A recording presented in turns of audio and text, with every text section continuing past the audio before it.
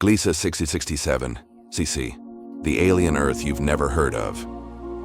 Just about 30 years ago, we didn't even know if planets existed beyond our solar system. Fast forward to today, over 5,300 exoplanets have been discovered across the universe. Thanks to revolutionary telescopes and data analysis, we're no longer just finding gas giants. We're finding Earth-like worlds. More than 50 of these planets have masses similar to Earth, and over 800 have radii less than 1.5 times Earth's. The search for life beyond our planet has never been more real, and one of the most promising discoveries lies just 23 light-years away. Enter Gliese 667, a triple-star system located in the constellation Scorpius. Unlike most tightly packed star systems, Gliese 667c, an unassuming red dwarf, hosts multiple rocky exoplanets that fall right into the so-called Goldilocks zone, where temperatures are just right for liquid water and potentially life. Like Alpha Centauri, Gliese 667 has 3 stars, A, B, and C. GJ667A and B are orange-red K-type stars, dimmer and cooler than our Sun. But the spotlight is on GJ667c, a small, cold M-type red dwarf, just a third the mass and size of our Sun. It's faint, but it's packed with planetary surprises.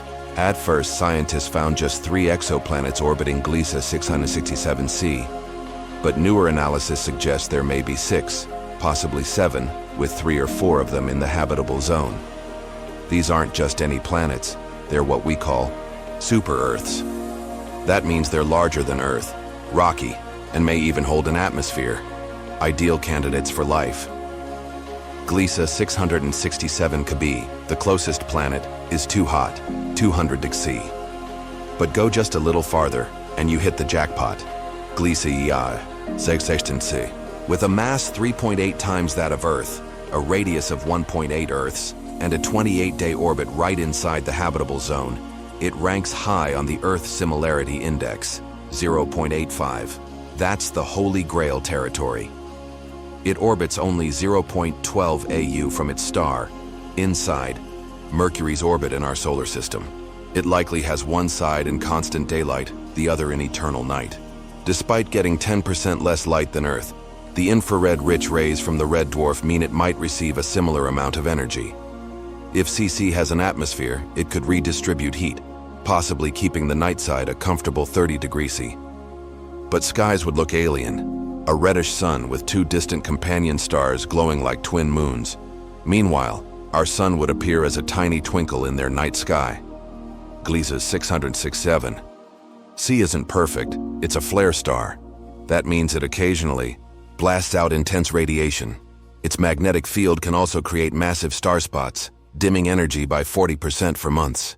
Such extremes could make survival challenging for life, or shape it into something completely different from anything we've seen on Earth. A 75 kW, 165 lb human on Earth would weigh 120 kW, 265 lb on Gliese 667 cc. And a denser planet likely means a thicker atmosphere, possibly creating pressure levels far beyond what we're used to, maybe even as crushing as the deep ocean. 2 more super-Earths, Gliese 667 Ci and Cf, are also in the habitable zone. They're slightly smaller than CC and receive less light, so they may be colder.